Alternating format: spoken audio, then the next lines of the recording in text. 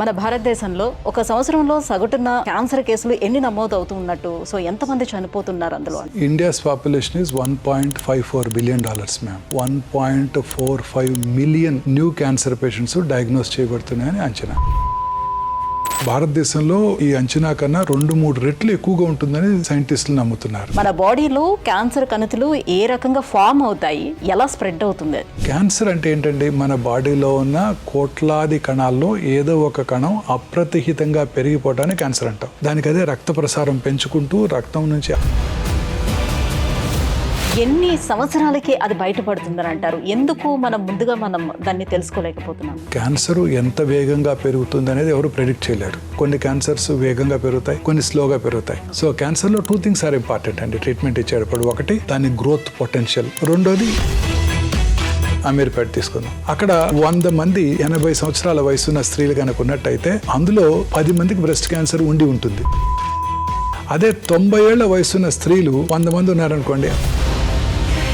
గర్భాశయ క్యాన్సర్ విషయానికి వచ్చేటప్పటికి, సో హెచ్పివి వ్యాక్సిన్ ఎంతవరకు ప్రొటెక్ట్ చేస్తుంది, ఎవరికి ఇవ్వాలి? ఈ వైరస్ ఎంత స్మార్ట్ అంటే అది సర్వైకల్ ఎపిథీలియంలో ఉంటుంది, సెల్ లోపల ఉంటుంది. సో రిపీటెడ్ వైరల్ ఇన్ఫెక్షన్స్ వాళ్ళలో వస్తున్నట్టయితే వాళ్ళలో అది క్యాన్సర్ గా మారుతుంది. దీనికి గనక మీరు హెచ్పివి వ్యాక్సిన్ కనుక ఇచ్చినట్టయితే ఉన్నటువంటి ఇప్పుడు ఈ క్యాన్సర్స్ కి మనకి లేటెస్ట్ గా అందుబాటులోకి వచ్చేసినటువంటి ట్రీట్మెంట్స్ ఏమేమి ఉన్నాయి? క్యాన్సర్ కి ట్రీట్మెంట్ ఒక సర్జరీ అనండి. బ్రెయిన్ లో ట్యూమర్ అయినా, కాలు చిటికెన్ వేల్లో వచ్చే మెలనోమా అయినా, ఎక్కడొచ్చినా బ్లడ్ క్యాన్సర్ తప్ప. క్యాన్సర్ మన శరీరంలోకి వచ్చిన తర్వాత ఎన్ని సంవత్సరాలకి అది బయటపడుతుందని అంటారు? ఎందుకు మనం ముందుగా దాన్ని తెలుసుకోలేకపోతున్నాం? మొన్న మధ్య మిస్టర్ బిల్ గేట్స్ ద గ్రెయిల్ టెస్ట్, తను ఈ టెస్ట్ చేయించుకుంటానని చెప్పారు. ఆ టెస్ట్ ఏంటంటే ఇటువన్నిటికన్నా ముఖ్య కారణం ఇంకోటి ఉందండి క్యాన్సర్ రావడానికి. అది డాక్టర్సే తొందరగా చనిపోతున్నారు అందరికన్నా. మోస్ట్ డిఫికల్ట్ క్వశ్చన్ మాదే. మీరు చెప్తే బాగా లక్ష్మి 2 రోజుల్లో పంపిస్తున్నారు, ఇప్పుడు 2.5 రోజులు అయింది, డెలివరీ పోతుంది.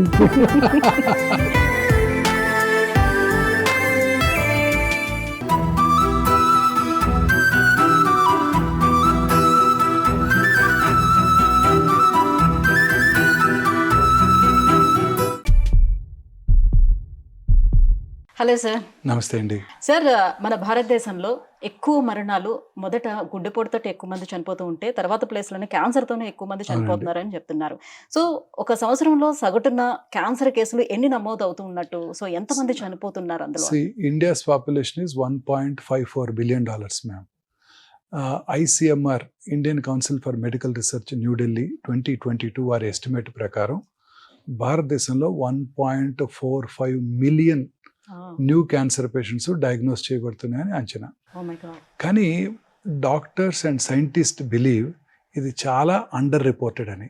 ఎందుకంటే చైనాస్ పాపులేషన్ మీరు చూసినట్టయితే $1.52 billion, అంటే మనకన్నా ఒక 2.5 థౌజండ్స్ తక్కువ, 200 to 500,000 తక్కువ.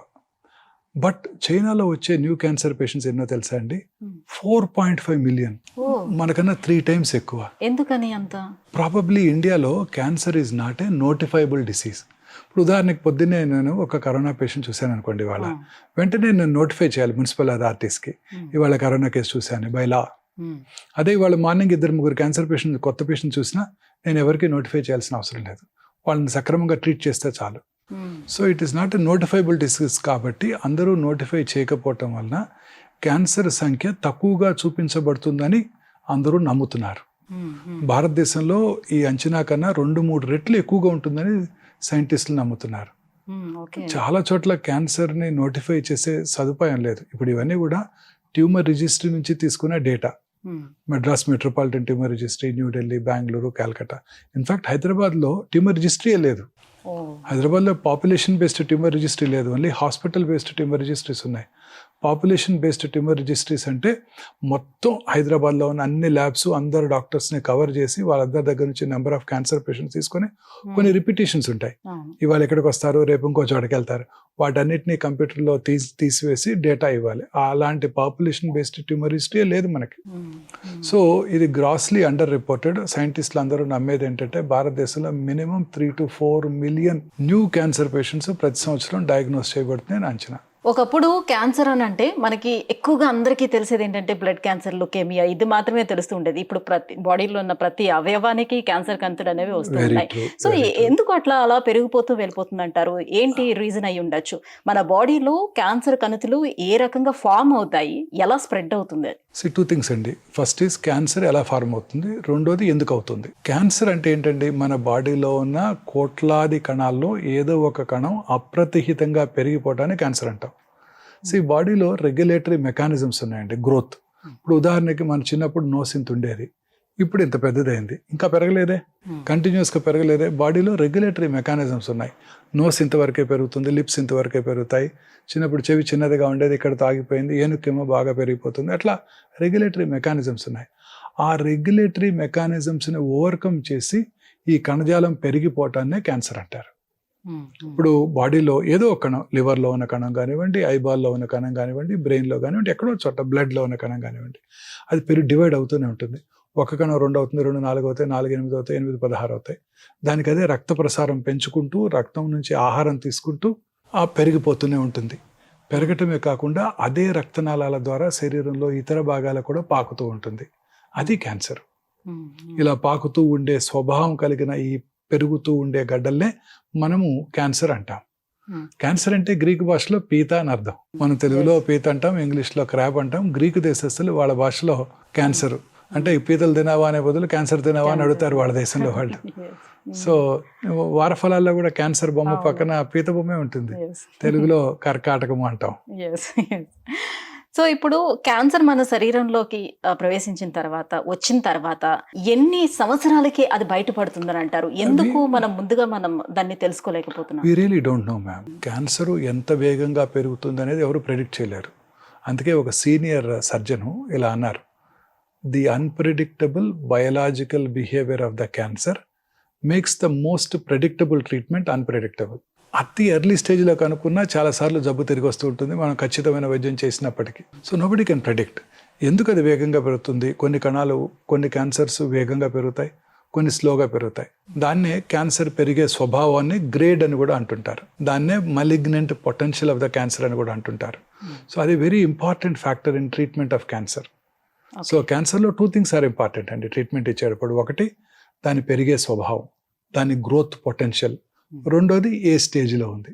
స్టేజ్ అంటే ఎంత దూరం పాకింది. అంటే మీరు ఇప్పుడే అన్నారే శరీరంలో ఇతర భాగాలకు పాకుతుందని, అది ఎంత దూరం పాకిందో అది కూడా important madam. So growth potential, ఎంత దూరం పాకింది, ఈ రెండే క్యాన్సర్ యొక్క ట్రీట్మెంట్ని నిర్ణయిస్తాయి. క్యాన్సర్ నుంచి క్యూర్ అవుతుందా లేదా కూడా నిర్ణయిస్తాయి. అంటే వచ్చిన ప్రతి క్యాన్సర్కి సర్జరీ అనేది ఒక్కటే పరిష్కారంగా ఉంటుందా, లేకపోతే డిపెండ్ ఆన్ క్యాన్సర్ మీరు సర్జరీ చేస్తారా? ఆల్టర్నేట్ ఆప్షన్స్ ఏమైనా ఉన్నాయా, ట్రీట్మెంట్ ఆప్షన్స్? అంటే that depends on the type of cancer madam. ఇప్పుడు ఇందాక మీరు అడిగారు అసలు ఎలా స్టార్ట్ అవుతుంది బాడీలో అని కూడా. మన బాడీలో అబౌట్ 22,000 ప్రోటాన్ కోడింగ్ జీన్స్ ఉన్నాయి. మన బాడీ జెనోమిక్ మ్యాపింగ్ అయిపోయింది. Watson and Crick Nobel prize కూడా వచ్చింది.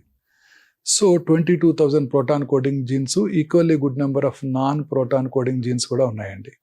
ఈ 22,000 ప్రోటాన్ కోడింగ్ జీన్స్లో అబౌట్ 500 to 600 ఆంకో జీన్స్ అంటే క్యాన్సర్ కారక జన్యువుల్ని సైంటిస్టులు ఐడెంటిఫై చేశారు మేడం. ఆ క్యాన్సర్ కారక జన్యువుల్లో వచ్చే మ్యూటేషన్స్ ఆధారంగానే క్యాన్సర్ వస్తుంది. సో ఇప్పుడు సైంటిస్ట్ బిలీవ్ చేసేది ఏంటంటే ఆ మ్యూటేషన్ కనుక మనం ఐడెంటిఫై చేసి దాన్ని ట్రీట్ చేసే డ్రగ్ కనుక ఉన్నట్టయితే క్యూర్ కూడా చేయవచ్చు. అలా ఇప్పుడు చాలా రకాల క్యాన్సర్స్కి ఆ డ్రగ్, ఆ క్యాన్సర్ కారకమైన మ్యూటేషన్ ఐడెంటిఫై చేసి దాన్ని ట్రీట్ చేసే డ్రగ్స్ ఇవ్వడం వల్ల చాలా క్యాన్సర్స్ని కంట్రోల్లో ఉంచగలుగుతారు. ఏ స్టేజ్లో ఉన్నా కూడా యు ఆర్ అబ్సల్యూట్లీ రైట్ కలుగుతున్నారు. ఈ మ్యూటేషన్ కలిగించే ఎక్సోమ్స్ కూడా ఐడెంటిఫై చేసి క్యాన్సర్ రావటాన్ని కూడా ముందుగా చెప్పేస్తున్నారు.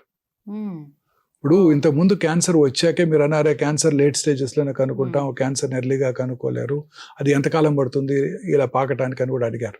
So nobody knows. ఇప్పుడు క్యాన్సర్ రాకముందే క్యాన్సర్ రావటాన్ని పసిగట్టవచ్చు.